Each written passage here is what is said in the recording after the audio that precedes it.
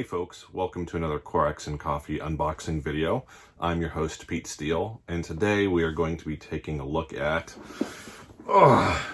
this Clash of Cultures Monumental Edition, which is the 2021 second edition, really, reimagining of the 2012 first edition of this game by the same name, minus the monumental part, I guess. So stick with me, we'll go to the table and we'll take a look at everything that comes in this box. All right, here is the Clash of Cultures Monumental Edition box. It is massive. And see a whole bunch of stuff on the back there, a whole bunch of illustrations, component list, 350 miniatures it says right there. So let's open this thing up.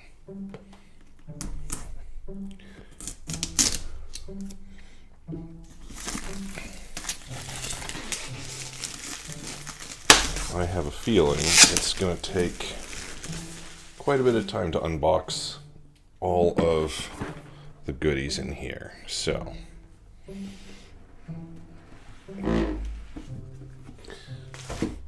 right away we have an instruction manual with contents right on the front. And we have an illustrated itemized components list with quantities. That's what I like to see. Look at that. Look at all that good stuff. And we have game setup. I do want to point out, though, that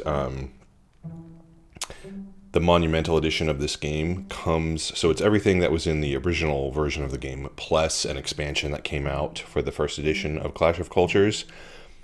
And they actually indicate here in these gray, with these gray icons, and these gray indications are components that are part of that initial expansion that come in the base game here. So if you want to play the base game in the Monumental Edition without the expansion that this game includes, this version includes, you can certainly do that. And they make that pretty easy, which is cool. And we have some more setup instructions with some illustrations on how to do that. Game structure, key concepts, nice pictures, lots of iconography, gameplay, lots of illustrations, lots of rules, so on and so forth.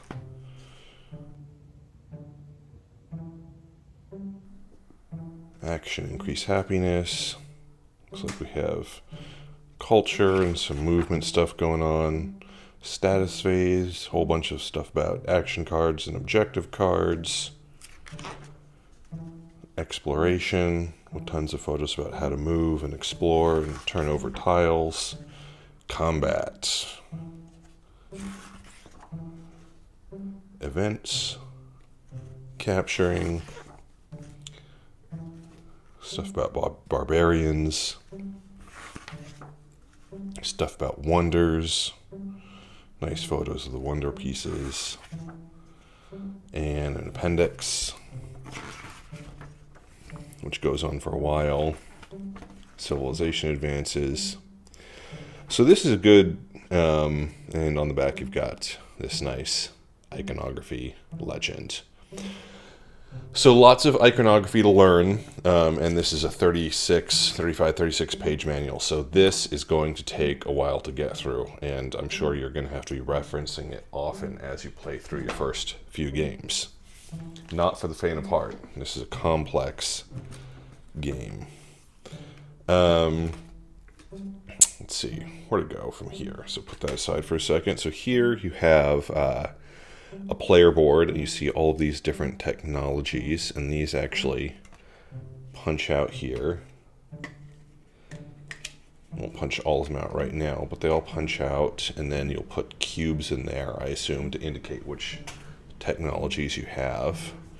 And these are single-sided boards, but I think there are 48 or so different technologies, and there are a bunch of those boards, one for each player, so I assume there are 4 of those. Oh my goodness, I'm losing it. But yeah, these player boards with the different, I really am losing it. Different technologies are, I think, identical, probably. One for each player. And then you also have, in these punch boards, these civilizations, which you can use to make your play experience unique. And that is, have variable player powers, essentially. And give me a second, I'll find them all. And then we'll go through them.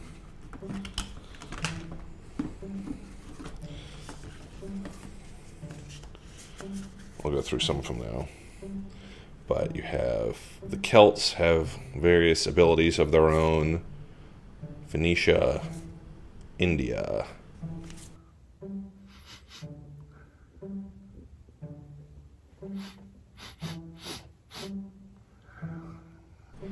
Persia, the Aztecs, Japan, Rome, Greece, Mayans, China, Egypt, Carthage, Vikings. I think there are a few more we'll get to. Here you have reference sheets for players, and they are, looks like they are double-sided.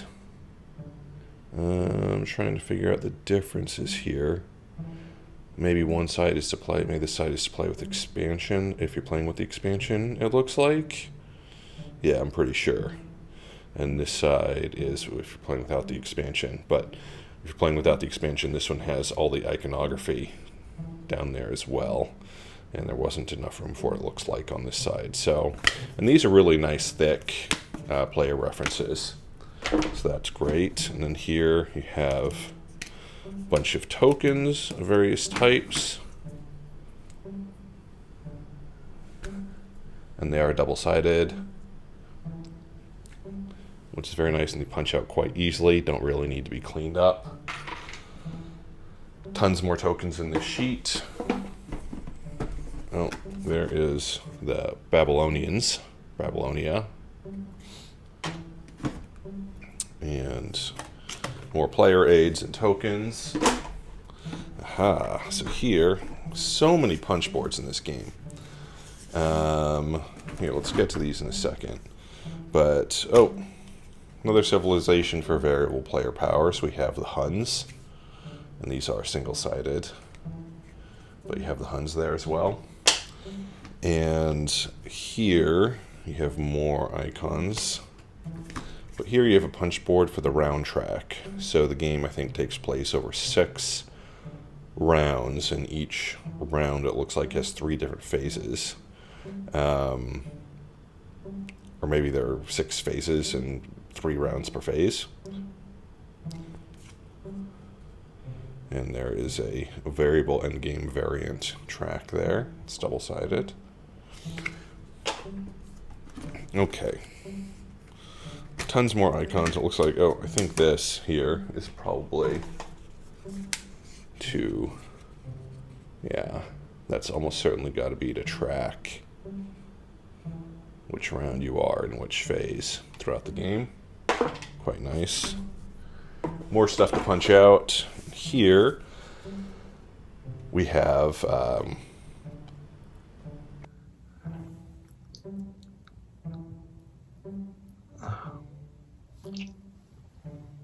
this one says Viking on the back. Maybe this is for when you're using that power, that particular player, perhaps. But you have different territory zones, geography. So you have mountains, plains, forests, and sea or ocean or water, it looks like there. And here are a bunch more. And yeah, these are all, some of these it looks like are double-sided, some are single-sided. And I guess the double-sided ones are probably starting location ones, but I don't know that for sure. Again, you have maybe barrens or deserts, valleys, forests, and mountains. Here you have another punch board. Yeah, and these are single-sided, so that's intentional, I think, because I think you probably lay them out this way, and then when you explore a certain area, you flip it over and you discover what type of geographic zones are you've just discovered in the game. So there's some unknowns in the game, some space for exploration, which is cool. And you get tons of these, so you can make your map. I'll just show you, you might start here. If you have a dude here, you go to this zone, then you flip this over, and there might be placement rules, but you get the idea. More of those. More map stuff. And more map stuff. Oh, and I think these are for specific, if you're playing those particular powers, maybe. Not really sure, but there you go. And oh my goodness, we have minis. So, a whole thing of minis right here, and then we've got some stuff underneath. So, we're going to put this to the side and pull that back in a minute. But if we open this up, oh, it's taped. It's taped. Very careful to open this without dumping everything all over the place. Alright. So now, just pull this closer for one quick second. Look at all of those minis. That is awesome. So up here, looks like we have some sort of raiding ships of some type. Looks like you get 3 of those. And then we have some of these war elephants in gray. I assume these are barbarians of some type, non-player creatures. And we have, I think these are barbarian troops. Get a whole bunch of those. Looks like these might be barbarian settlements. Let's see that. Okay. So then for the 4 players, you get the 4 different player colors of purple, blue, or eggshell, like robin's egg blue, red, and yellow. And let's see here. So trying to display everything reasonably here. You see, looks like a general and a infantryman and a war elephant in purple there.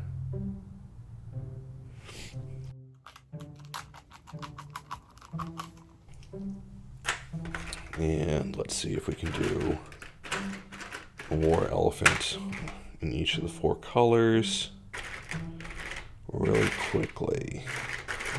If I can find, oh, there's a yellow one. So these are actually really nice sculpts, and they're clean. If you were going to paint these, I mean, more power to you if you are, but they do not really have bad mold lines. These are very well done. So you might want to clean them up with a file or a knife a little bit, but it's really, really not necessary. I actually...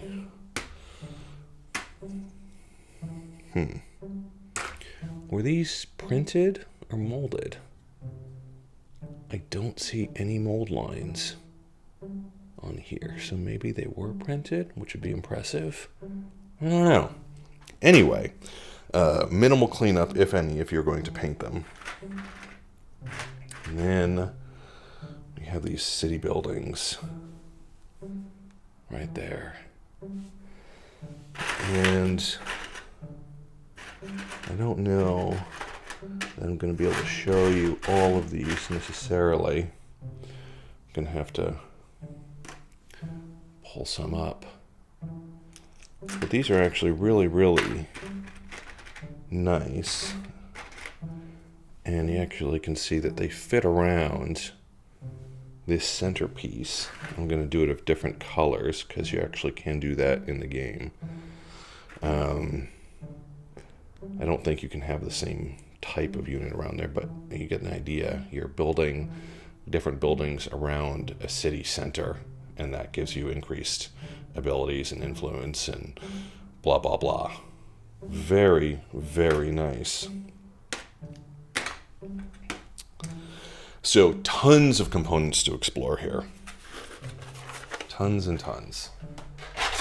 Now, bringing this back over, we have additional, looks like cavalry units here. Just taking a look at one of them real quick.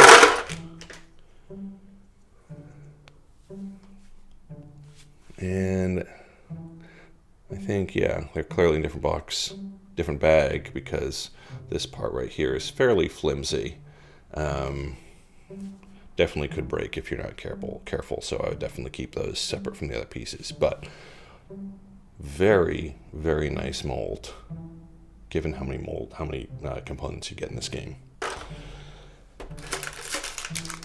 Here we have a whole bunch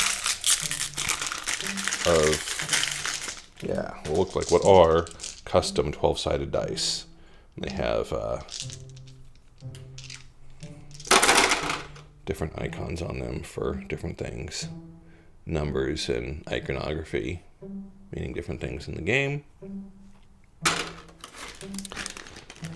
This looks like, yes it is, the Bag of Wonders. So, go through these real quick. That looks like some sort of temple and a pyramid and I assume Great Wall of China.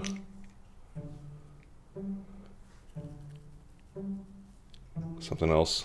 I assume these are the ancient wonders of the world. I have to admit I don't have them all memorized, which is embarrassing, but there's the Colosseum. I assume that's the Taj Mahal.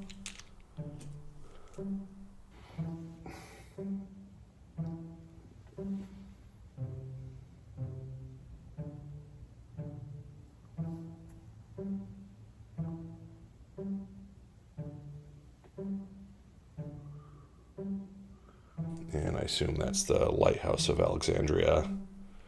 And probably the Colossus of Rhodes, I assume. So there you go, there are the wonders. Really nice. And here you have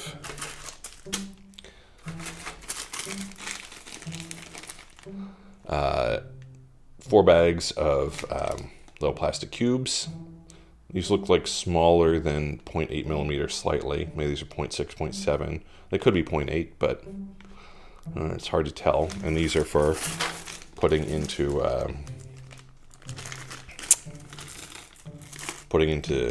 to know which technology you have. They are plastic, but that works with the rest of the game. They don't need to be wooden.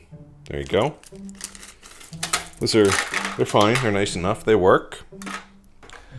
And then we have decks, and decks, and decks, and decks of cards. So, let's go through those. Oh, you also have, you can see, I'm kind of burying it, this really nice storage solution. Clearly here is where your terrain pieces will go, and then cards and various things. So it looks like everything should fit in this box quite nicely once you have it all unpackaged. Okay, 4 decks of cards. So just open these up real quick and then we'll go through them.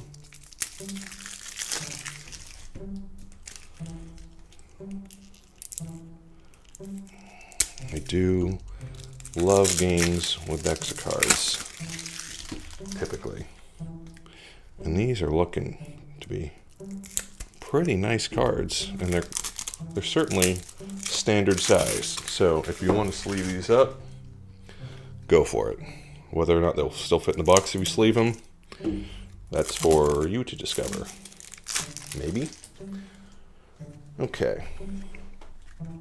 So we got a whole bunch of event cards. Those all have the same back. We have more event cards here, so we'll put those in the same pile. Looks like these are all action cards. Okay. Looks like here we have, these are all leader cards. And we have wonder cards and objective cards. Okay, so 5 types of cards in this game. And let's start with objective cards. So you have a top and a bottom, looks like, of all these cards, and some sort of value symbol in the middle. 2, 2, 2. Are they all 2? Looks like they are. But I don't know if you pick a top or bottom action or if you can boost for a different action. But these clearly are, or if one happens to you, depending on what other things. But you get a whole bunch of those. I would guesstimate you get about 40 of those. And then you have event cards. And, oh, we're going to start with severe famine. Okay. Barbarians move, severe famine. Looks like you lose 2. I assume that's a food icon there. If you don't have 2 food to lose, then you must lose as much as you can and reduce the happiness or sadness by 1 to directly, of your cities directly to unhappy, it looks like. And it looks like that's a money symbol. Gold cannot be used as a substitute for food in this instance. Okay, yes. Certainly can't eat money. So 2 severe phantom cards. A fine year. Okay, that's kind of like a nothing horrible happens to you and you gain something nice. A fine year, a fine year, a good year. Better than a fine year, a good year. And great merchant, volcano, migration, civil war. Okay, so a whole bunch of events. Reformation, great architect, that different things happen to you. All right. And we have action cards. And obviously, I'm not going through all of these. Leave you plenty to discover on your own, should you choose to purchase and go through this game. But tons of stuff. Tons of cards. And then leader cards, we'll save wonders for last. Specific leaders that I assume have specific abilities. Yeah. Hannibal, Queen Dido. Yeah, these are great. Just to, again, I don't know exactly yet how these are used in the game, but I assume these just Darius, Xerxes, to further give you variable player powers and actions and whatnot. And then finally we have wonders, the Great Arena. Oh, Gardens, I think that's the Hanging Gardens of Babylon. That's supposed to be, I assume, is the one I couldn't identify based on the mini. Great Library, Great Lighthouse, or maybe Great Mausoleum. Oh, Great Mausoleum, okay. Great Pyramids, Great Statue, Great Wall. So I don't know why these aren't specifically named after the ancient wonders of the world, but that's fine. And that is everything that comes in Clash of Cultures Monumental Edition. Hey folks, I hope you did enjoy that unboxing video of Clash of Cultures Monumental Edition. I still have my toast here. You know what? That's not bad. That's not bad. You know what? Also really good. All right. I forgot a napkin. Anyway, this game certainly is monumental. Tons of components, tons of cards, dice, player boards upon player boards, and so on and so forth. So this game, need some water too. This game is really in the civilization building 4X genre, although it's really a 3X game because there's no extermination of opponents in the traditional sense. But I do want to talk about civilization building in general, which is this idea of having different ways to win the game. Typically, you can have a cultural victory or a technological victory or a military victory, and so on and so forth, sometimes an economic victory. And many of those components are, and mechanics and paths to victory are present in Clash of Cultures Monumental Edition. So if you did like this unboxing video with all of its silliness and goofiness, and everything else that we try and do and build towards on Corax and Coffee, maybe you like our other content, our other unboxing videos, our podcast, our printed game reviews, and so on and so forth.